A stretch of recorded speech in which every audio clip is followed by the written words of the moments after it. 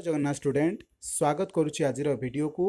तेबे student 16टी BEd college बंद होगा नहीं जो प्रसंग उठी नहीं एनसीटी कौन चिठी माध्यम लिखी आगो को से कॉलेज सब बंद हो ना ओपन पुणी थर हम से सब विषय जाना।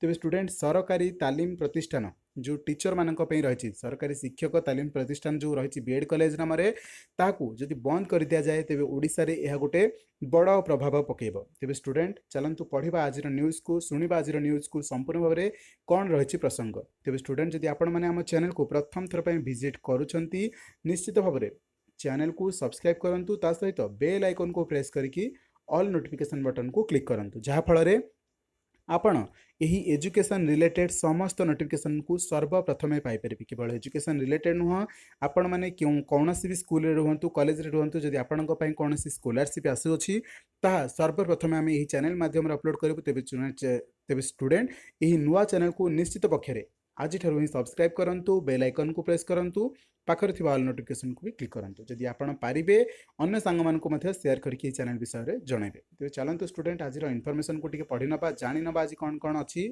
ओके। तो भित्तिभूमि अभाव 2020-21 शिक्षा वर्ष में राज्य में 16टी सरकारी शिक्षक तालीम प्रतिष्ठान तथा बीएड कॉलेज रे नाम लेखा उपरे national council of teacher education जहाँ को आम कहे एनसीटीई कटकणा लगाई देइछंती। वर्ष हो जाते कटकणा हटुना कि नाम लेखा अनुमति मिलूना।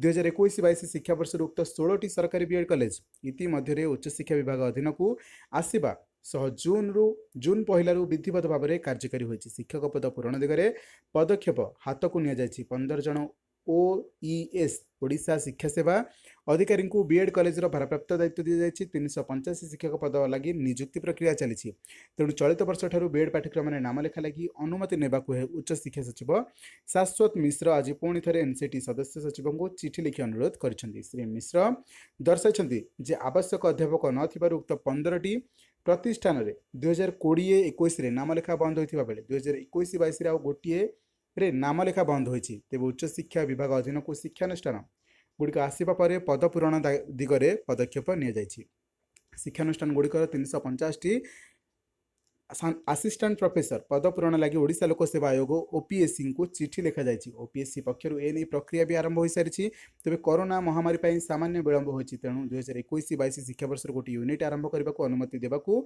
श्री मिश्र चिठी रे उल्लेख कर। स्टूडेंट कोठी ना कोठी आम द्वंद्व एवं अच्छे कहीं पूरण हो पारना से पदवी और कहीं से बीएड कॉलेज को रिओपन कर जाऊना। तेज जदि आपण मैंने क्वेश्चन करेंगे क्वेश्चन पर क्वेश्चन प्रशासन को करेंगे जदि सरकार ताकू शुणती डेफिनेटली तापर एक्शन्स ने यथा संभव ताहा रिओपन हम। स्टूडेंट कोठी ना कोठी एटा आम पे बहुत इंपोर्टाट अटे।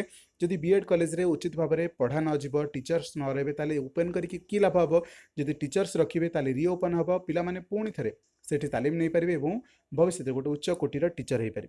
ओके तो रोचे स्टूडेंट आज भिडियो एति ही था। जदि आपण लगुच ये चैनल माध्यम आहरी किसी इंप्रूवमेंट हो पार ताले आमको सपोर्ट करूँ ये नुआ चैनल को जो 0 सब्सक्राइबर अच्छा बड़ अचिवमेंट रे पहुँचतु। रही आज भिडियो एति जय जगन्नाथ रोचे देखा next video. Thank you so much.